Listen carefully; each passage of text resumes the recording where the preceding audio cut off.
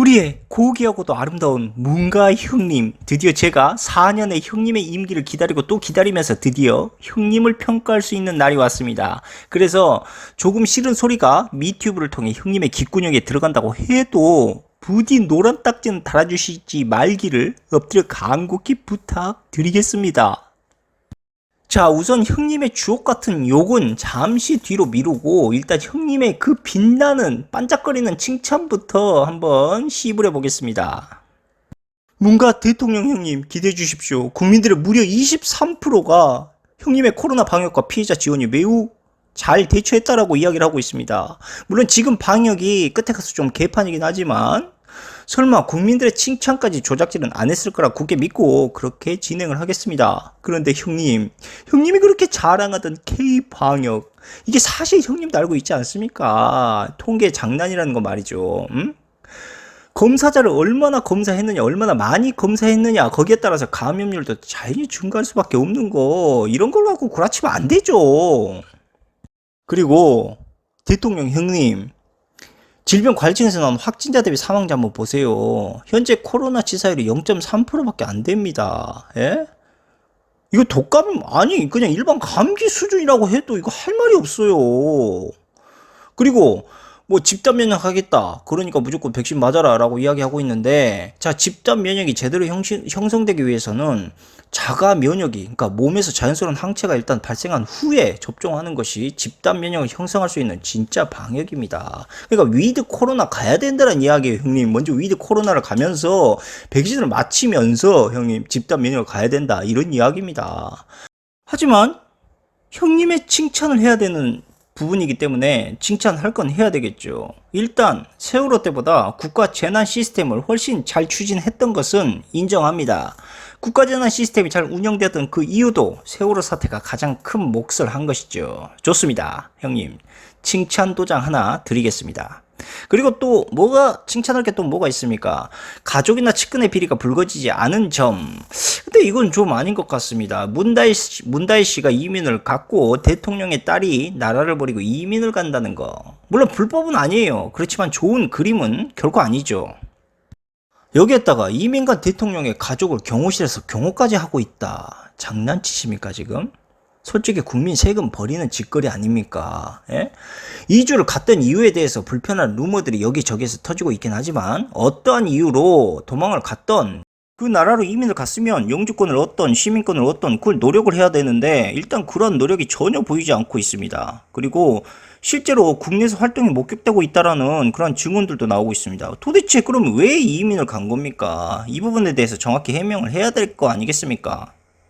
대통령의 딸이 이민을 가고 또 우리나라의 세금을 쳐쓰기 시작을 하니까 스티브 유 같은 놈들이 다시 스물스물 기어나와가지고 왜 나는 안 되냐, 이딴 소리를 하고 있는 거예요. 이게 사실상 따지고 보면 다 연결이 되어 있는 문제들입니다. 하긴 뭐 명박 삼아도 오사카, 고향이 오사카고 과거에 목숨 바쳐서 충성을, 즉 혈서를 쓴 박정희 대통령, 이런 거 보면 일본 사람들이 대통령 되는 나라, 희한한 나라가 한국입니다. 뭘 더 바라겠습니까? 형님, 프라이버시라고 자꾸 딸내미 이민 이유를 침묵으로만 일관하고 있지 말고요, 떳떳하게 아들 문준영씨 채용비리처럼 조작이다라고 자신있게 내뱉으십시오. 뭐 별일이라고 그렇게 숨어서 손가락만 빨고 있습니까? 우리 문가 형님의 가족 문제 굳이 잘한 것은 아니지만 칭찬을 할 정도는 된다. 그 최순실 국정농단이나 이명박 형님의 친인척 비리 사건에 비하자면 이 정도는 뭐 그냥 꿀떡 넘기듯이 모른 척 넘어갈 수 있을 정도 아니냐, 뭐 그랬다고 잘했다라는 것은 아니고요. 하지만 양호하다, 그러니까 칭찬은 하자, 그런 거죠. 자, 그 밖에도 우리 문가 형님이 잘하고 있다고 평가받는 것은 뭐가 있을까요? 남북관계 개선, 평화, 정착, 권력기관 개혁, 이게 각각의 8%의 국민 지지를 얻었고, 촛불 정신을 계승해서 공정과 정의를 실현한 점, 이게 7%의 국민 지지를 얻었습니다. 마지막으로 민생 경제 안정화와 활성화가 4%의 지지를 얻었죠. 8%, 4% 이 정도면은 사실상 낙제 수준입니다. 학교 다니더라도 개 망한 점수다. 자, 그렇다면 이 모든 거 다 집어치우고 우리 문가 대통령 형님이 가장 높은 지지를 받은 잘한 짓거리는 무엇일까? 말하기는 좀 거시기스럽지만 가장 많은 응답자인 무려 35%가 잘한 일이 없다라고 말하는 겁니다. 와, 형님이 가장 잘한 점이 잘한 일이 없다라는 것이 가장 잘한 점이랍니다, 형님. 정말 존경스럽습니다. 정말 제대로 형님의 매력과 남자다운 스펙타클함. 역대 대통령들을 보면서 그냥 아무 짓거리 안 하는 게 나라 국정을 도와주는 것이다 라는 바램을 솔선수범하시고 계시는 형님. 짜증을 내면서 큰 소리 칠 바에 그냥 조용히 밥상을 엎어버리는 우리의 상남자, 우리의 문가 형님. 정말 존경스럽고 와 자랑스럽습니다. 잘한 게 없다는 게 이렇게 칭찬받을 일이라는 거를 저는 이제야 깨달았습니다. 국민들이 대통령 형님을 보면서 얼마나 존재감이 안 느껴지면은 잘한 일이 없는 게 칭찬이 될 수가 있겠습니까? 에? 형님 말고 칠면조가 형님의 자리에 앉아도 국정의 시계는 결국 돌아가는 거 아니겠습니까? 형님, 남은 임기 부디 칠면조처럼 조용히 지내시고 조용히 내려오셔야 언론과 야당의 승냥이 떼한테 물어뜯기시지 않으실 겁니다. 그 한간에 형님을 물어뜯는 사람이 있다는데 그 누굽니까? 이제 모시기 그 같은 당인 것 같은데 형님을 뼈째 씹어 삼킬 분위기인 것 같던데 차마 이름은 말씀드릴 수가 없겠습니다. 어쨌든 부디 무사하시기를 바라시겠습니다. 만약에 형님 두려우시면은 월북을 하세요. 그리고 총알 살살 맞을 수 있도록 미리 빤스색을 빨간색으로 갈아입으시고 월북을 하시라. 그렇게 조언을 드리고 싶습니다. 아니, 이거 좀 칭찬 좀 해보려고 했는데, 아니, 잘한 것이 없다는 게 칭찬 가장 잘한 것이다라고 말해버리는데 이거 무슨 말 하겠습니까? 이거 게임이 끝나버렸습니다, 이거. 거의 9회 말 투아웃이에요. 할 말이 없어요. 자, 그렇다면 이제 가식적인 칭찬은 이쯤에서 집어 던지고 우리 문가 대통령 형님이 나라를 말아드신 잘못된 정책에 대해서 슬슬 이야기를 한번 해봅시다. 자, 형님이 우리나라 대한민국을 헬 조선으로 만들어버린 첫 번째가 바로 국가행복지수입니다. 이것이 OECD 국가 중 현재 최하위에 머물러 있습니다. 그 이유가 뭐겠습니까? 한국은 사회적 불평등 수준이 이미 OECD 평균을 크게 밑돌고 있어요. 하위 20%보다 상위 20%의 소득이 약 7배 정도가 차이가 남으로 인해서 OECD 평균 5.4배보다 훨씬 빈부 현상이 극심해져 가고 있죠. 그리고 우리의 수장 문가 대통령 형님이 봉황의제 앉기 시작하면서 빈부 현상 및 불평등 지수 체감도가 하늘 높은 줄 모르고 높아져 가고 있습니다. 그 이유는 바로 낮은 사회적 신뢰감과 일자리 부족, 여기에 부패한 정치 카르텔과 법치 때문입니다. 그 대표적인 예가 바로 고위급 공무원과 여야의 정치인놈의 새끼들이죠. 이 새끼들 땅 투기가 기본입니다. 여기에 플러스 불합리한 법안 발의 개정, 이런 것들을 무기처럼 휘두르면서 편파적인 판결, 이미 우리 서민들에게는 흔한 일이 되어버렸어요. 자, 이게 우리의 문가 대통령 형님이 나라의 대갈박이 되면서 경찰권 오남용 방지를 제1순위에 두고 시작했던 모든 문제들, 그리고 이러한 검찰개혁 과정에서 검찰 조직이 민주적 통제를 벗어나기 시작하고 스스로 권력화되는 문제가 발생을 하기 때문에 일어나는 문제입니다. 그러니까 적폐를 청산하겠다 해놓고 더 많은 적폐가 튀어나오게끔 만들어버렸어요. 근데 문가 형님, 이거는 제가 진짜 누가 들을까봐 겁나서 말 못하겠는데, 이 공수처 이거 형님이 혹시 대통령직 내려놓고 나서 형님의 잘못을 낱낱이 밝히려는 검찰을 견제하기 위한 방패막이로 현재 열심히 이용하려는 거 아니겠죠? 아니, 이게 너무 눈에 보여서 형님 좀 궁금해서 물어본 거니까 형님 혹시 이 방송 보시면 진짜 공수처 어디에다 써먹을 것인지 정말 제대로 답변을 해주시길 바라겠습니다. 아무튼 우리 형님이 다시 한번 대가리로 나라의 수장으로 일어서고 나서 또 한 가지 심각한 문제, 그건 바로 한국 사회가 엄청난 고립감에 시달리고 있다는 겁니다. OECD 평균 9%의 2배가 넘는 수치로 사람들의 고립감이 늘어나고 있고요. 이상하게도 전 대통령 때보다 더 답답하고 외로운 느낌을 사람들이 훨씬 갖고 있다라고 이렇게 생각을 하고 있다는 겁니다. 근데 이게 착각이 아니라 진짜로 고립이 되고 있어요. 실제로 조사 대상 41개국 중 한국이 무려 두 번째 높은 수치로 고립감이 심각해지고 있습니다.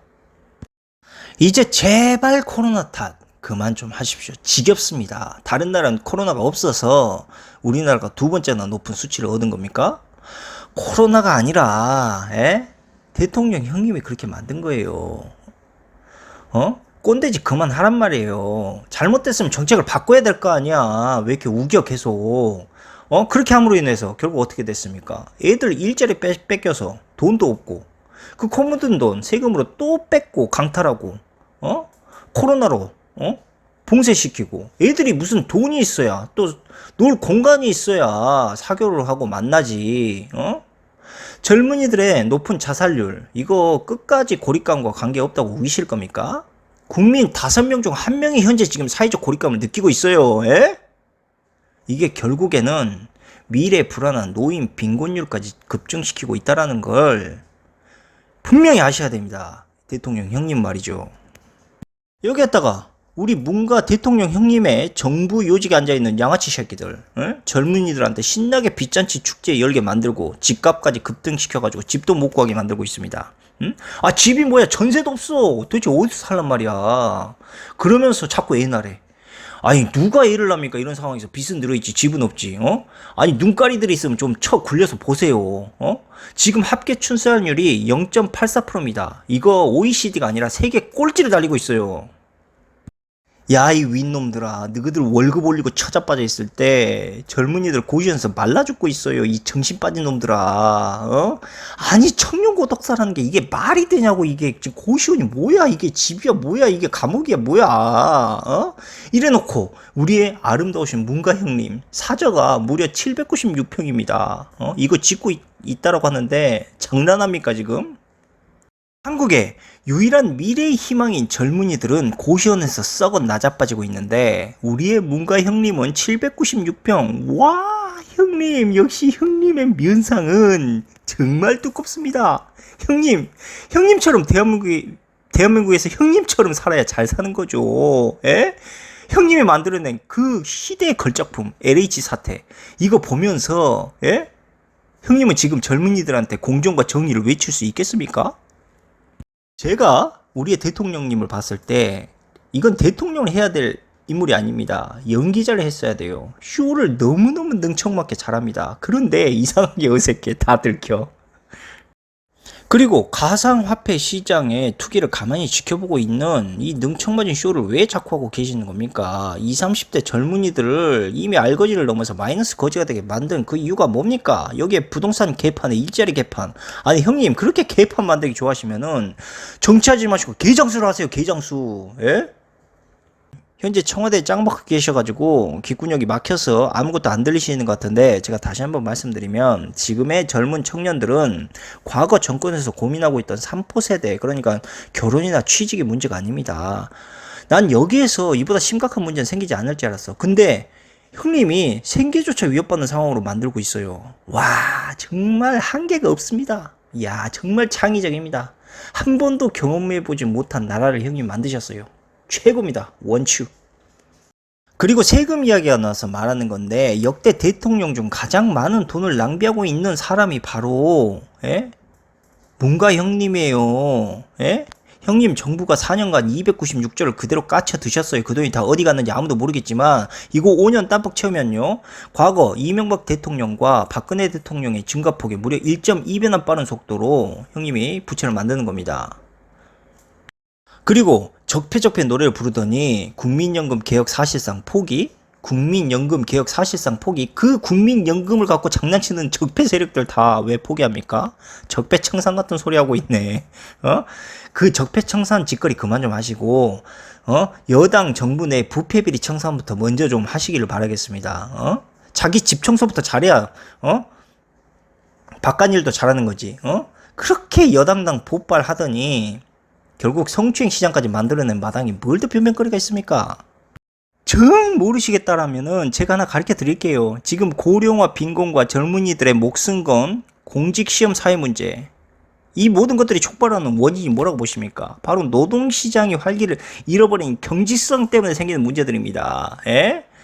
문가 형님 정부의 부동산 다음으로 최고의 걸작품 바로 최저임금을 아무 대책 없이 아무 생각 없이 올려버리면서 서민들의 일자리를 개박살 내는 이런 상황을 만든 거죠. 이거 형님 업적 중에서 가장 화려한 발자취가 아닐까 저는 생각을 합니다. 그래서 제가 늘 과거 방송에서 말씀드렸지 않습니까? 최저임금 상승에 대한 부작용에 대해서 말이죠. 에? 정말 제대로입니다. 최고예요. 우리의 존경스러운 문가 대통령 형님 덕분에 파견기간 늘어났죠. 52시간 노동제한 생겨났죠. 에? 이러한 노동 정책 때문에 우리 같은 서민들 질 좋은 일자리 다 사라져버렸고 파트타임 일자리만 주구장창 생겨나고 있습니다.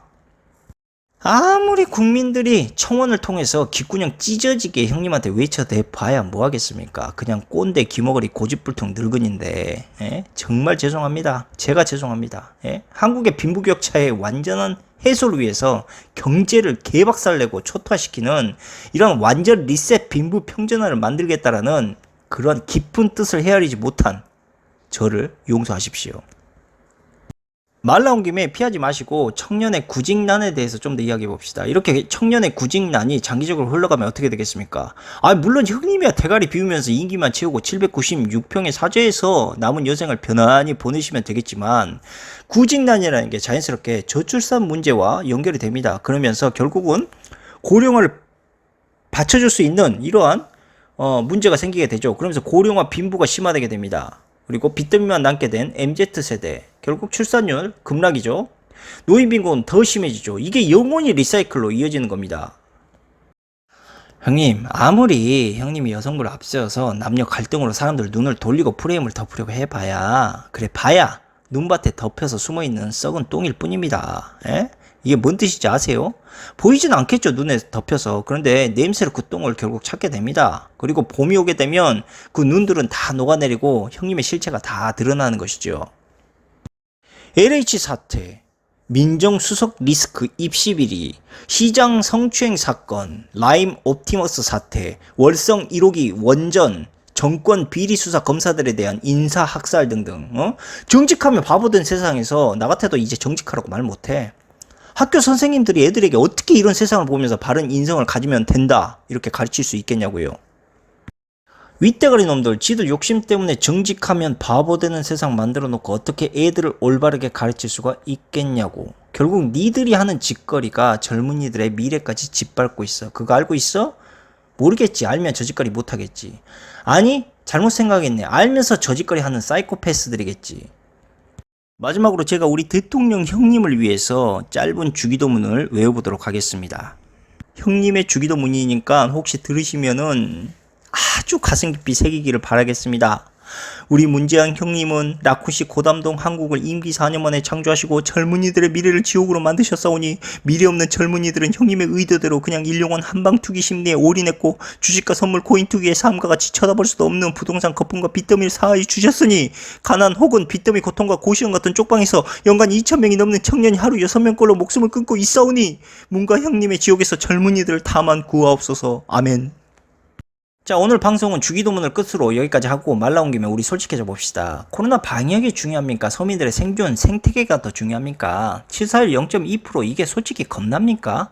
위독한 기저질환을 관리하는 것만으로도 충분히 이겨낼 수 있는 질병입니다. 이제 위드 코로나 외쳐야죠. 근데 위드 코로나 외치기 힘드시겠죠. 지금까지 백신팔이 쇼한 거 물리기 힘드실 테니까 말이죠. 공무원 엄청 느는 거 형님 작품인 거 알고 계시죠? 그런데 공무원은 아시다시피 공급 말고는 돈을 잘 안 쓰는 것도 알고 계실 거 아닙니까? 여기에 3만원 진리의 김영란법 한몫돼 있죠. 솔직히 이런 공무원 일자리 늘려서 서민들이 무슨 혜택을 보겠습니까? 그냥 젊은이들 표 좀 얻어볼까? 형님이 쇼한 거지. 그리고 형님이 돌대가리라서 잘 모르는 것 같은데 원래 우리나라의 자영업을 회전시킬 수 있는 곳은 집단 민간 기업입니다. 그런데 형님 정부는 어떻게 했습니까? 기업들 해외로 도피시키게 만들어서 일자리 줄어들게 만들고 덩달아 소비는 줄어들었고 올해만 보더라도 형님이 무려 80조를 신나게 까먹으면서 청년 일자리는 10만 개나 반대로 날아갔고 50대 이상의 일자리는 오히려 41만 개가 늘어나면서 일자리 양극화가 심화되고 있다고 현재 이렇게 언론에서 말들이 나오고 있습니다. 그런데 웃긴 것은 50대 일자리가 늘어난 것도 사실적 단기적 일자리나 일용직 같은 저질적인 일자리만 졸라게 늘어났다. 그리고 솔직히 이것을 양극화라, 일자리의 양극화라 보기에도 매우 부끄러운 수준이다 라고 말하고 싶습니다. 숙박이나 음식 제조업, 개인 기업체 역시도 4.4만 명 감소됐고 4분기 연속 감소세를 지속하고 있지만 반대로 보건과 공공행정의 일자리는 22만 개나 늘어나고 있습니다. 공무원이 늘어나는 국가 결코 미래가 밝지 못합니다. 젊은이들이 앞으로의 미래를 선다고 바꿔야지 계속적으로 살기 위한 생존을 꿈꾸면 어떻게 되겠습니까? 혹시 형님은 꿈과 직업을 엇갈려 하시는 건 아니겠죠? 모두 공무원법계 혈안이 되어 있습니다. 운동권 정부면 운동권 정부답게 뭔가 도전적이고 혁명적이고 과감하고 의기투기적인 경제 정책을 세워야지. 공무원이 뭡니까 공무원이? 예? 형님이 당선된 뒤로 일자리라고는 공무원과 택배기사, 배달라이더, 그리고 노인 일자리만 미친듯이 늘어나고 있어요. 예? 정신 차려요. 마지막에 유정이 믿는 거대야 될 거 아닙니까? 그리고 자꾸 경기 침체를 코로나 탓만 하는데 네가 이미 임금 상승할 때부터 서민 경제와 기업은 개박살나기 시작했어요. 언제까지 코로나 뒤에 숨어서 남 탓만 하고 있을 거야. 소득 주도 성장 정책, 이게 말이 좋아서 소득 주도 성장 정책이지 그 돈 다 어디서 나오는 것인데. 증세 없는 복지는 없어요. 그런 거 있는 것처럼 자꾸 구라치지 마. 이거 보십시오. 코로나 위기에서도 대기업 사내 유보금은 대폭 증가하고 있습니다. 그만큼 대기업이 투자할 곳을 현재 찾지 못하고 있고, 한국에서는 이 우리의 문가 형님이 기업을 4년 동안 신나게 조지기만 해가지고 투자를 꺼려하고 있어요. 형님 혹시 해와 바람이라는 동화책도 못 보고 자라셨습니까? 구름처럼 강제로 옷을 벗기려면 누가 옷을 벗겠냐고요. 해님처럼 자연스럽게 스스로 옷을 벗게 만들어야지. 햇님이 되려면요, 형님 무조건 이 약탈만 하지 마시고 투자할 수 있는 정책의 털을 일단 만드세요. 그리고 기업이 투자한 만큼, 뿌리 내린 만큼 그것을 건전하게 세금으로 다시 걷어와야죠. 예? 기업의 투자 의지를 막으면 되겠냐고. 그럼 어떻게 돈을 가져올 건데 기업한테. 결국 대기업은 국내에 투자를 하지 않으니까 중소기업의 낙수 효과는 미미해지고, 서민들의 비폭탄 돌리기, 서민들의 고열만 열심히 짜내는 것이 지금 무슨 성장 주도 정책입니까? 예? 결국 서민들의 일자리와 경제 부동산을 모두 초토화시키지 않았습니까? 형님의 성장 주도 정책 때문에 말이죠. 이건 뭐 저녁에 있는 삶이 아니라 저녁 밥조차도 없는 기적 같은 삶을 우리에게 지금 선사해주고 있는 겁니다. 일자리 구라로 늘려서 통계 조작하고 한탕주의 만들어서 자식 세대들에게 빚더미 떠넘기고, 정말 네 면상이 주탱이 마렵습니다. 네 면상에. 아니 그동안 자영업자들 보고 악성 일자리 만든다고 그렇게 비난을 하시더니 결국 공무원이 넘쳐나는 아름다운 나라로 대신 답변을 해주고 있습니다. 한 번도 경험해보지 못한 나라. 정말 불찰주야로 정말 이러한 엄청난 정말 나라를 만드느라고 고생 많으셨습니다. 물론 잘해보려고 노력했겠죠. 그런데 문제가 뭔지 아십니까? 잘해보려고 노력한다는 것을 뭐라는 게 아니라 잘못된 정책은 인정하고 바꿔야지 왜 고집을 부리냐고. 그게 지금 모든 근원에 지금 문제가 그 발단이 된 거예요. 예? 저임금 근로자 위한다고 최저임금 대폭 올려서 그나마 있던 저임금 일자리까지 씨말리고, 임차인 권리 강화하겠다고 임대차 보호법 시행해서 전세 대란 초래시키고, 집값 잡겠다고 규제 대책을 남발해서 집값은 폭등시키고, 서민과 지방 사람들의 주머니를 탈탈 털었던 그 유명한 부동산 벼락거지를 탄생시킨 사람이 바로 우리의 문가 형님입니다. 여기에 무적의 180석까지 등에 업고 위대한 운동권 정치 건달 집단을 조직시키는 역사적인 업적도 함께 만드셨죠. 지금 한 1년 정도 남았습니까? 1년도 아마 안 남았을 겁니다. 그런데 아직도 늦진 않았습니다. 이제 고집 좀 그만 부리고 이 개쓰레기 같은 정책과 공약들 뼈저리게 깊게 반성을 해서 공공 부분에 일단 과감한 인적 축소를 하고요. 그에 따른 기업에 갈 것 없는 유보금 투자를 과감히 좀 시행할 수 있는 공격적 투자 활동 정책을 기반으로 해서 현재 잿빛에 살고 있는 청년들 얼마나 현재 지금 괴롭게 살고 있습니까? 고통스럽게 살고 있습니까? 부디 이러한 청년들, 미래 청년들에게 분홍빛 미래를 안겨줄 수 있는 정의가 살아있는 공정한 대통령과 정당으로 다시 태어나기를 간절히 기도하겠습니다. 아직도 늦지 않았습니다. 유종의 미, 마지막이 아름다우면 모든 게 아름다운 겁니다. 그러니까 꼭 다시 한번 이러한 정책들을 검토해 주시고 변화된 대한민국을 만드시기를 간절히 바라겠습니다. 감사합니다.